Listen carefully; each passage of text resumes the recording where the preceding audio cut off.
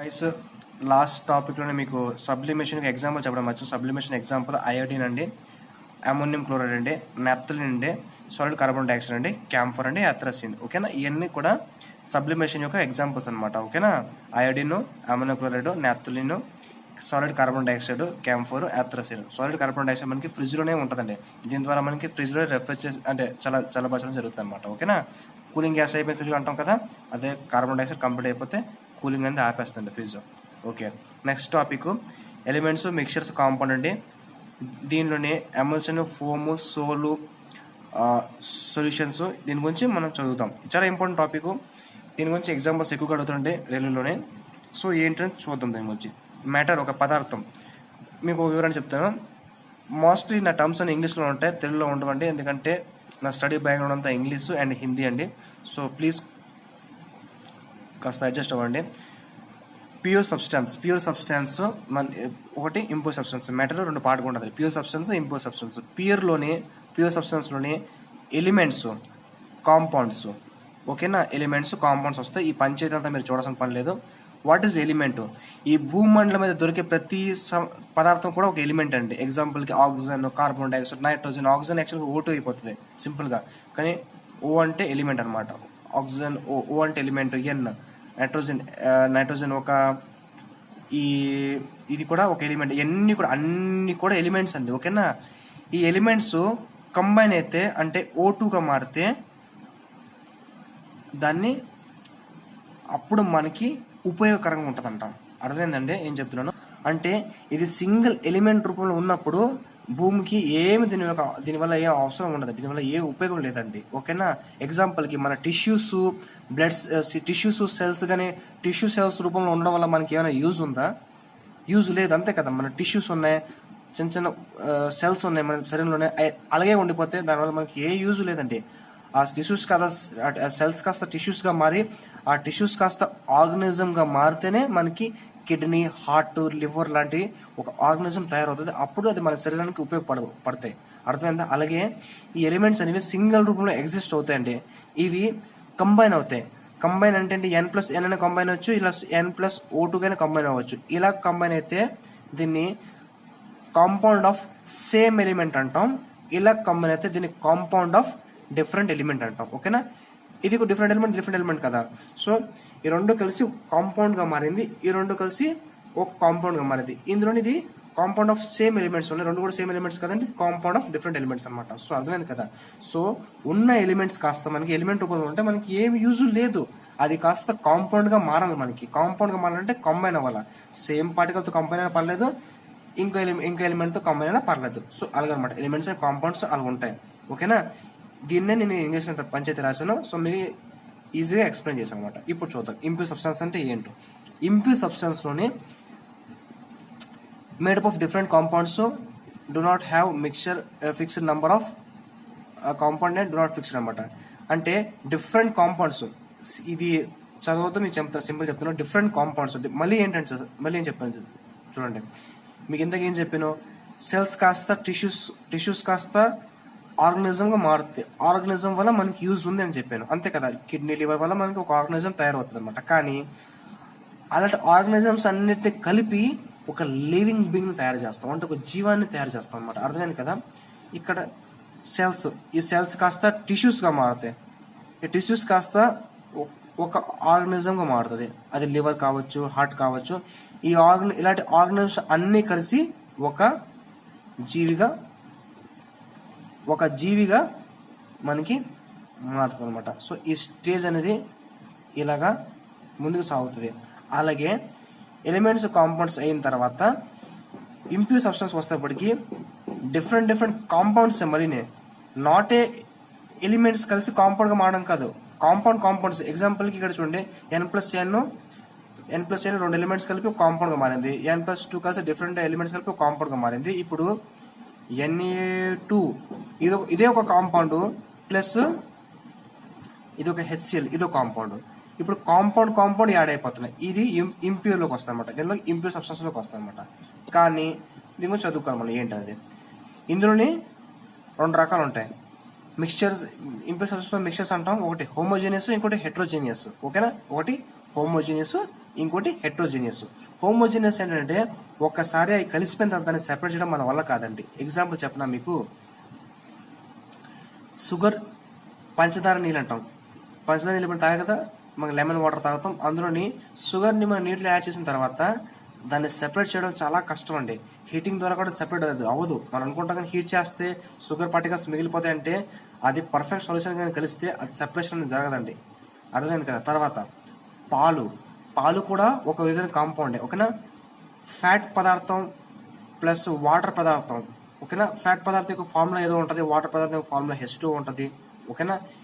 ఇన్ని కలిసి ఇదొక కాంపౌండ్ రెండు కలిసి పాలని సృష్టించింది. అర్థమైంది కదా. అంటే కాంపౌండ్స్ని కూడా కలిపి ఒక పదార్థాన్ని సృష్టించేస్తున్నాం మనం.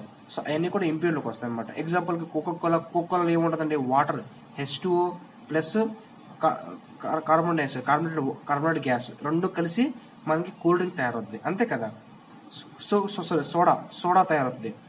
మళ్ళీ ఈ సోడాలో కాస్త మళ్ళీ రంగు యాడ్ చేసి మనం కోకోకోలాగా మార్చేస్తాం. అర్థమవుతుంది కదా సార్.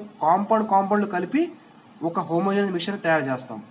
సో వీటిని సెపరేట్ చేయడం చాలా కష్టం అనమాట, ఓకేనా.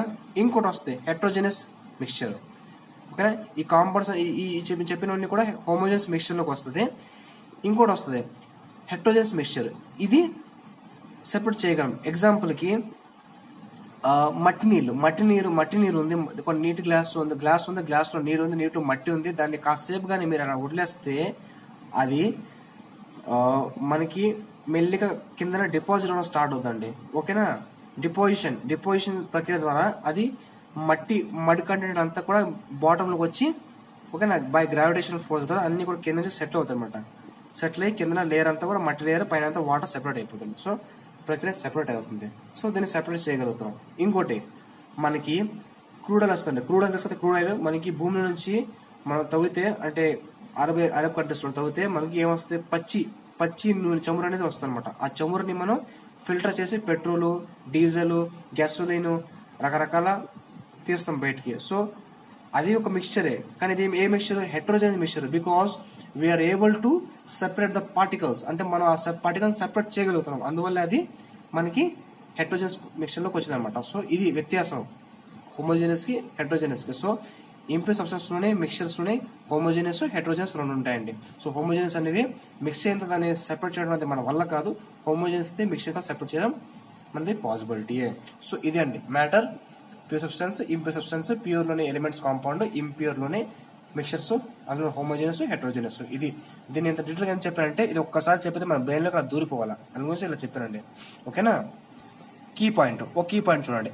వాట్ ఈజ్ అమాల్గమ్ మీన్స్ ఏదైనా పదార్థంలో కానీ మెర్క్యూరీ కానీ యాడ్ అయితే దాన్ని అమాల్గమ్ అంటాం. సో వాట్ ఈస్ అమాల్గమ్ అని ఇస్తారు. ఎగ్జాంపుల్కి amalgam is the mixing of dash అని అడుగుతాడు ఎగ్జాంపుల్లోనే. మెర్క్యూరియా, హైడ్రోజనా, హీలియమా, సోడియం అని అడుగుతాడు. మనకి ఆన్సర్ మెర్క్యూరీ అనమాట. సో ఈ కీ పాయింట్, ఇలా కీ పాయింట్స్ చెప్తుంటాను, అది రాసుకోవాలి మీరు, ఓకేనా. తర్వాత ఇది చాలా ఇంపార్టెంట్ చార్టు, బ్రెయిన్లో గుర్తుండిపోవాలి. దీని నుంచి ఎగ్జామ్స్లో జనరేట్ అవుతాయి. సింపుల్, ఇది చూడండి. First technical names: solid sol, aerosol, emulsion, foam, solid foam, gels, ఇవన్నీ ఏటెడ్. దీనికి టెక్నికల్ నేమ్ ఆఫ్ ఏంటంటే కొలైడ్స్ అంటాం. వీటిని కొలైడ్స్ అని పిలుస్తాం. ఒరిజినల్ మనకు కనిపించే ఒరిజినల్ లుక్అవుట్ వ్యూ మనకి ఎలా కనిపిస్తుందో ఎగ్జాంపుల్స్, ఓకేనా. ఒరిజినల్ వ్యూని డిస్పరేట్ ఫేజ్ అంటాం. డిస్పర్షన్ మీడియం అంటే మనకి కనిపిస్తుంది అనమాట. సో మనకి ఎలా కనిపిస్తుంది అది అనమాట. డిస్పర్షన్ అంటే మనకి ఎలా కనిపిస్తుంది, డిస్పరేట్ అంటే దానిలో ఒరిజినల్గా అది ఏ రూపం అనమాట. ఎగ్జాంపుల్కి హనుమంతుడు ఏమొచ్చి ఒక వానరు, అంతే కదా. హనుమంతుడు ఒక వానరు. ఆయన చాలాసార్లు ఎలా కనిపిస్తారు మనకి, మానవ రూపంలో, సూక్ష్మ రూపం ధరించి మానవ రూపంలో కనిపిస్తారు అనమాట. ఎగ్జాంపుల్ చెప్తున్నాను మీకు. సో అలాగే ఇది కనిపించేది అసలేంది, కనబడుతుంది ఒకలాగా. అర్థమైందా. సో ఇలా ఉంటుంది ఎగ్జాంపుల్స్ అనమాట, ఓకేనా. ఏ విధంగా కొలైడ్ అది కంటికి ఎట్లా కనిపిస్తుంది, అది దాని అసస్వరూపం ఏంటి, బయటికి ఎట్లా కనిపిస్తుంది, దాని యొక్క ఎగ్జాంపుల్, ఓకేనా. అలా చూసుకోవచ్చు, చదువుకోవాలి మనం. ఫస్ట్ అందులోనే వచ్చేది సోల్ అనమాట. సోల్స్ అంటాం.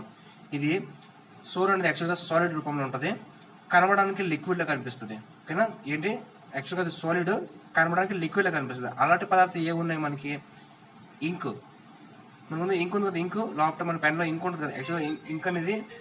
సో దీని యొక్క ఎగ్జాంపుల్స్ వచ్చేసి ink, soap, solution, star solution, most paint అనమాట. పెయింట్స్ కూడా ఇవన్నీ కూడా ఇందులోని పార్టికల్స్ అనేవి యాక్చువల్గా లింక్లో కూడా లిక్విడ్ ఫామ్లో ఉంటాయి అనమాట. అంటే సో సాలిడ్ రూపంలో ఉంటాయి, బట్ మనకి కంటికి లిక్విడ్ ఫామ్లో కనిపిస్తాయి. స్టార్స్లో కూడా లోపల మనకి కణాలన్నీ కూడా సాలిడ్ పార్టికల్స్ ఉంటాయి, బట్ అవి కనడానికి మనకి లిక్విడ్ ఫామ్లో కనిపిస్తాయి అనమాట. మోస్ట్ పెయింట్లో కూడా మనకి ఉన్న పార్టికల్స్ కూడా సాలిడ్ పార్టికల్స్ ఉంటాయి, బట్ కంటికి కనడానికి లిక్విడ్ పెయింట్ ఉంటాయి. మనకి పెయింట్ వేస్తాం కదా, పెయింట్ వేసాక ఆరిపోయాక చూసారా సాలిడ్ పార్టికల్ మిగులుతుంది అనమాట. సో ఇవన్నీ కూడా లోపల ఉన్న కంటెంట్ అంతా కూడా సాలిడ్ కంటెంటే ఉంటుంది, బట్ కనబడడానికి లిక్విడ్ ఫామ్లో కనిపిస్తుంది అనమాట. ఓకేనా, నెక్స్ట్ సెకండ్ది సాలిడ్ సోల్. సాలిడ్ సోల్కి ఎగ్జాంపుల్, సాలిడ్ సోల్ మనకి కనబడడానికి సాలిడే, సో అదే ఒరిజినల్ కంటెంట్ కూడా సాలిడే, కనిపించేది కూడా సాలిడే, రెండు కూడా సాలిడ్లో ఉంటుంది. దీనికి ప్రాబ్లం లేదు, ఈజీ కనిపెట్టవచ్చు. ఎగ్జాంపుల్కి కలర్డ్ జెమ్ స్టోన్స్ అనమాట. జెమ్ స్టోన్స్, రూబీ గ్లాస్ ఇవన్నీ కూడా సాలిడ్ సోల్స్కి ఎగ్జాంపుల్ అనమాట. కనబడడం కూడా అండ్ ఒరిజినల్ కూడా సాలిడ్నే, సో ప్రాబ్లం లేదు. ఏరోసోల్స్, ఇది బాగా ఇంపార్టెంట్. ఏరోసోల్స్ మనకి originally solids, liquid particles, but కంటికి కనిపించేవి గ్యాస్లో కనిపిస్తాయి. ఎగ్జాంపుల్ చెప్పిన మనకి స్మోక్లో ఉన్న కంటెంట్, లోపల ఉన్న content solid particles, liquid particles అండి, కానీ మనకి స్మోక్లా ఇది ఎయిర్లా కనిపిస్తుంది. స్మోకు, ఆటోమొబైల్ ఎగ్జాస్ట్, తర్వాత hair spray, fog, mist, clouds, ఈ లోపల ఉన్న కూడా డస్ట్ పార్టికల్స్ అన్నీ కూడా సాలిడ్స్, లిక్విడ్స్ అండి. ఎగ్జాంపుల్కి మనకి ట్రైన్ వెళ్తున్నప్పుడు మనం ఒకవేళ పక్కనే ట్రైన్ పక్క కూర్చుంటే ఫేస్ అని విండో బయట పెడితే కాసేపటికి మనం గమనిస్తే ఫేస్ పైన బ్లాక్ యొక్క ఒక డస్ట్ లాగా వచ్చేస్తుంది. సో అర్థమవుతుంది కదా. సో మనకి ఈ గాలిలోనే సాలిడ్ అండ్ లిక్విడ్ పార్టికల్స్ ఉంటాయి, కానీ మనకి కనబడడానికి ఎలా కనిపిస్తాయి? గ్యాస్ రూపంలో కనిపిస్తాయి అనమాట. ఓకేనా, సో ఒరిజినల్ డిస్పరేట్ ఫేస్ అంటే dispersed phase solids and liquid, dispersion phase ఏమొచ్చి గ్యాస్ అనమాట, గ్యాస్ రూపంలో కనిపిస్తుంది అనమాట. ఓకేనా, నెక్స్ట్ ఎమల్షన్ కనిపించేది లిక్విడే, డిస్పరేట్ ఫేస్ లిక్విడే, డిస్పర్సన్ మీడియం కూడా లిక్విడే. ఎగ్జాంపుల్కి మిల్క్, బటర్, ఫేస్ క్రీము. ఓకేనా, మనం రాసుకునే fair and handsome cream, fair and lovely అన్నీ కూడా ఎమల్షన్ అనమాట. ఒక విధంగా మిల్క్ కూడా ఒక విధంగా ఎమల్షన్ అనమాట. నెక్స్ట్ ఫోమ్ యాక్చువల్గా గ్యాస్ అంటే, కానీ మన కంటికి లిక్విడ్లో కనబడుతుంది. ఎగ్జాంపుల్కి ఫైర్ ఎక్స్టింగ్యూస్ లోపల వస్తుంది, మనకి ఫోమ్ వస్తుంది. యాక్చువల్గా చూడగా మెత్తగా నీరులాగా ఉంటుంది, కానీ యాక్చువల్గా లోపల గ్యాస్ అండి. తర్వాత సోప్ బబుల్స్, బుటకలు వస్తాయి, అవి యాక్చువల్గా గ్యాస్ మనకి కనబడక లిక్విడ్ రూపంలో కనిపిస్తాయి. షేవింగ్ క్రీము నీరులా కనిపిస్తుంది, అంటే నురగలాగా ఉంటుంది. ఆ నురగ అంటే లిక్విడ్ ఫామ్ అనమాట, కానీ యాక్చువల్గా అది ఒరిజినల్ గ్యాస్ అనమాట. గాలి వల్ల అది అట్లాగా వస్తుంటాం. బీర్ తాగే తెలుసు అనమాట, బీర్ పైన ఫామ్ అవుతుంది, అది కూడా కనబడడానికి లిక్విడ్ ఫామ్లో ఉంటుంది, but it is really gas అనమాట.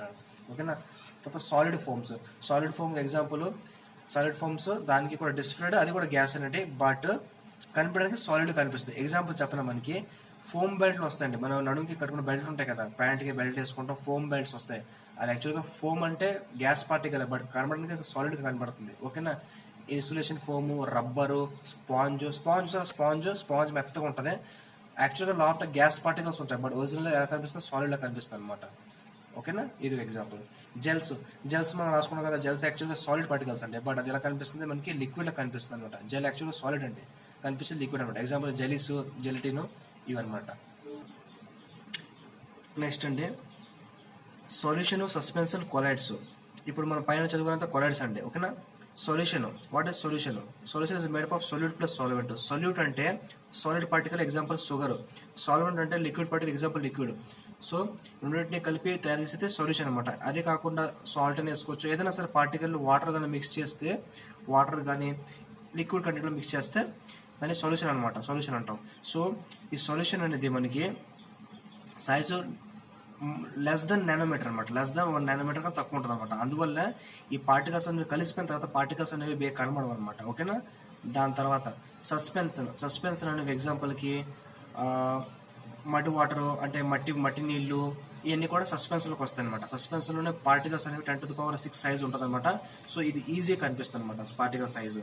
తర్వాత కొలైడ్స్ దీనికన్నా కాస్త చిన్నగా ఉంటాయి, అంటే సొల్యూషన్గా సస్పెన్షన్ మధ్యలో కొలైడ్స్ ఉంటాయి అనమాట. ఓకేనా, కొలైడ్స్ ఎగ్జాంపుల్ మనం చదివాం కదా ఇందాక, అదే పైన ఉన్న కూడా కొలైడ్సే కదండి. Fog, mist, shaving cream, face cream ఇవన్నీ కూడా కొలైడ్స్లోకి వస్తాయి అనమాట. ఓకేనా. ఇప్పుడు సొల్యూషన్ కూడా చదువుదాం. Solution sugar plus water is called solution అనమాట. It is homogeneous. ఇది కూడా హోమోజీనియస్ మిక్చర్ అండి, ఎందుకంటే 100 మీటర్ తక్కువ దీని పార్టికల్స్ మనం సెపరేట్ చేయడము. సో ఎలా ఈ యొక్క పార్టికల్స్ ఒకసారి మిక్స్ అయిన తర్వాత దీన్ని సెపరేట్ చేయడం చాలా కష్టం అండి. మీకు ఆల్రెడీ చెప్పాను ఇందాక ముందు టాపిక్లోనే దీన్ని సెపరేట్ చేయడం కష్టం అని చెప్తాను. దీన్ని ఇది టిండల్ ఎఫెక్ట్ దీని మీద పనిచేయం. వాట్ ఇస్ టిండల్ ఎఫెక్ట్ అంటే తర్వాత చదువుదాం. ఓకేనా. Path of light is not visible in the solution అనమాట. ఏదైనా లైట్గా దీని నుంచి పాస్ చేస్తే ఆ లైట్ అనేది పాస్ అవ్వదండి, దీని నుంచి అంతలా కలిసిపోద్దండి ఇది. ఓకేనా. తర్వాత saturated solution given temperature no more solute can be dissolved in solution అనమాట. Saturation what is saturated solution అంటే ఒక సొల్యూషన్లోని ఒక పర్టికులర్ టెంపరేచర్ దగ్గర ఇంకా ఎంత అందులో సాలిడ్ కంటెంట్ వేసినా సరే అది ఇంకా అందులో కలవదు, ఎందుకంటే ఆల్రెడీ అది ఒక స్టాగ్నేషన్ పాయింట్కి వెళ్ళిపోయింది అనమాట. ఎంతవరకు అది కలాలో అంతవరకు కలిసిపోయింది. ఎగ్జాంపుల్కి మనం ఎక్కువ పందాలు వేసేసి కలిపేస్తాం నీటిలోనే, ఎక్కువ టేస్ట్ ఎక్కువ షుగర్ రావాలనుకని, కానీ అప్పటికి కూడా పంచదార కలవకుండా కింద బాటంలో ఉండిపోద్ది అనమాట. బికాజ్ అది ఆల్రెడీ సాచురేషన్ అయిపోయింది, కానీ మనం అందులో ఎక్సెస్ షుగర్ పోసి కలుపుతున్నాం. సో అది ఇంకా డిజాల్వ్ అవ్వదు. సో అదే అంటారు, ఎంత పార్టికల్ దగ్గర ఎంతైతే అవ్వాలో అంతకుమించి ఇంకా అవ్వదు, దాన్ని సాచురేటెడ్ సొల్యూషన్ అంటాం. అంతకుమించి ఇంకా అది డిజాల్వ్ అనేది అవ్వదు అనమాట. ఓకేనా. అక్కడితో ఆగిపోతుంది.